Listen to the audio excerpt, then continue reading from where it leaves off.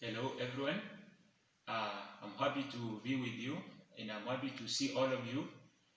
It has been a while since you had the Watchman speaking through this channel, and it's time now to speak because the Watchman always gives alarms. The Watchman alerts people who are inside for the purpose of their security. If it is okay, if there is something that is not in good condition, the Watchman alerts the people. And here we have another episode, Watchman. What of the time? What of the night? And in our episode, we are going to discover something small concerning the word of prophecy. I'm inviting us to pray that we can be able to reflect something tonight for the purpose of the times in which we are living. So, Watchman, what of the night? Let us pray first before we consider something here. Heavenly Father, we thank you for the opportunity that we can be able to share your word. I'm inviting your presence as we share, that you may guide me, you may guide all those who shall view this message and listen and watch in Jesus' name. Amen. Welcome. I'm happy to be with you. So, Watchman, what of the night?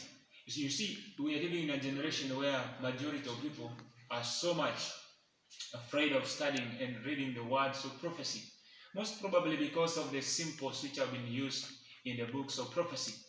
There are two books of prophecy which you have been encouraged as our people to read. They are like twins, the book of Daniel, the book of Revelation. And please go with me to your Bibles in the book of 2 Peter chapter 1 verse 19. This is one of the most precious one of the most precious verses that I love in Scripture. The Bible says, we have also a more sure word of prophecy, whereunto ye do well that ye take heed as unto a light that shineth in a dark place, until the day dawn and the day star arise in your heart. Oh my. Bible tells us we have a more sure word of prophecy. A more sure word of prophecy, whereunto ye do well that ye take heed. So we do well when we take heed. That is, when we take the words of prophecy seriously, we are doing well.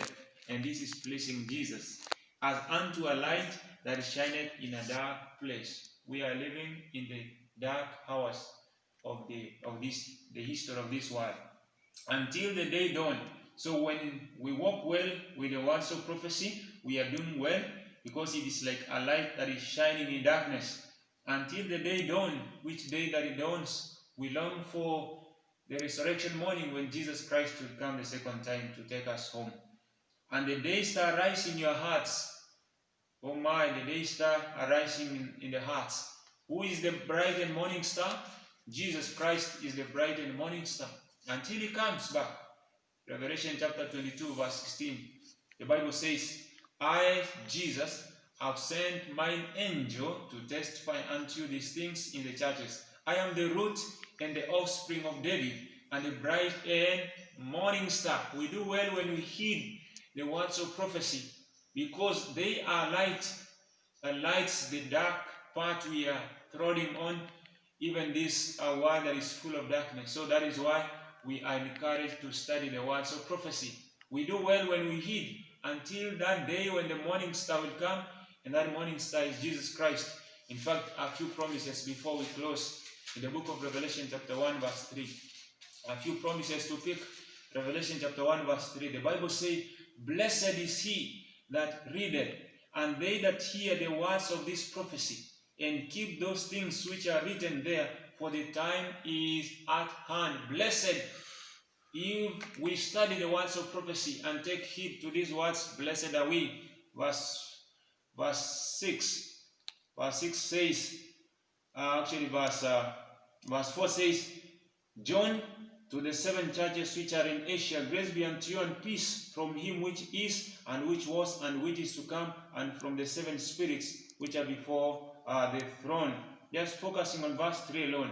There are blessings for those who read, those who hear, and those who keep. 3 things. Blessings for those who study and hearken to the words of prophecy. Number 1, blessing number 1, Revelation chapter 1 verse 3. Blessing number 1, those who read. So we are supposed to read the words of prophecy.